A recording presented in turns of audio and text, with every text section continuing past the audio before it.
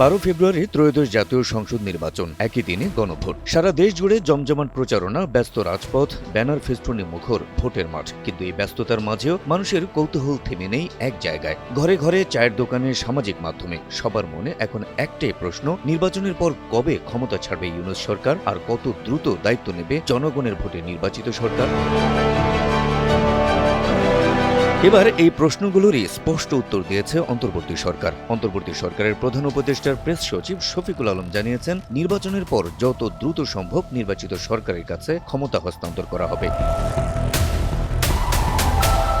বৃহস্পতিবার 5 ফেব্রুয়ারি রাজধানীর foreign service একাডেমিতে আয়োজিত এক সংবাদ সম্মেলনে তিনি এই তথ্য জানান। এর আগে প্রধান উপদেষ্টা অধ্যাপক মোহাম্মদ ইউনূসের সভাপতিত্বে উপদেষ্টা পরিষদের বৈঠক অনুষ্ঠিত হয়, যেখানে নির্বাচন পরবর্তী ক্ষমতা হস্তান্তরের প্রস্তুতি ও সময়সূচি নিয়ে আলোচনা করা হয়।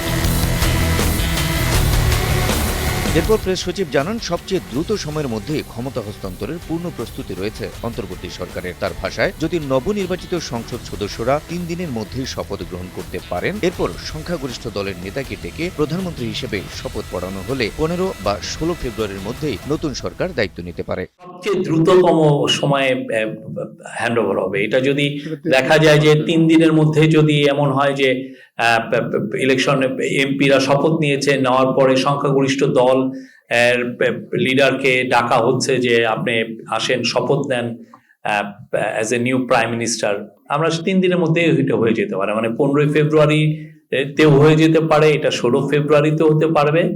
আমার মনে হয় না এটা মানে 17-18 ফেব্রুয়ারির পরে যাবে। একই বক্তব্যে উপপ্রেস সচিব মোহাম্মদ আবুল কালাম আজাদ মজুমদার জানান, নির্বাচনের পর নির্বাচিত জনপ্রতিনিধিদের হাতেই যত দ্রুত সম্ভব রাষ্ট্র পরিচালনার দায়িত্ব তুলে দেওয়া হবে। আমরা গতকালকে আপনাদের কাছে পরিষ্কার করেছি যে নির্বাচনের পরে নির্বাচিত জনপ্রতিনিধিদের কাছে যত দ্রুত সম্ভব সরকার দায়িত্ব হস্তান্তর করবে। একটা অপপ্রচার চালানো হচ্ছে যে সরকার 180 কার্যদিবস তার ক্ষমতা ধরে রাখবে। যারা এই অপপ্রচারটা চালাচ্ছে তাদের উদ্দেশ্যটা হচ্ছে অসৎ এবং উদ্দেশ্যমূলক। তারা এটা নিয়ে মানুষকে বিভ্রান্ত করার চেষ্টা করছে। আমরা মনে করি যে এ ধরনের বিভ্রান্তির কোনো সুযোগ নেই।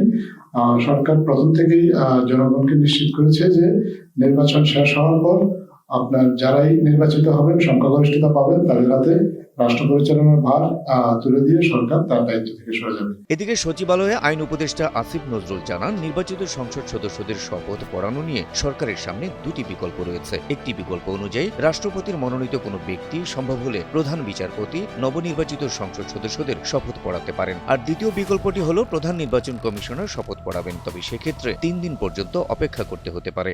আমরা নির্বাচন হওয়ার পরে যত দ্রুত সম্ভব সব মিলিয়ে অন্তর্বর্তী সরকারের বার্তা স্পষ্ট, নির্বাচনের পর ক্ষমতা ধরে রাখার কোনো পরিকল্পনা নেই। অর্থাৎ ফেব্রুয়ারির মাঝামাঝিতেই দায়িত্ব নেবে নতুন সরকার। আগামী বহু বছরের জন্য নিরাপদে চলবে বলে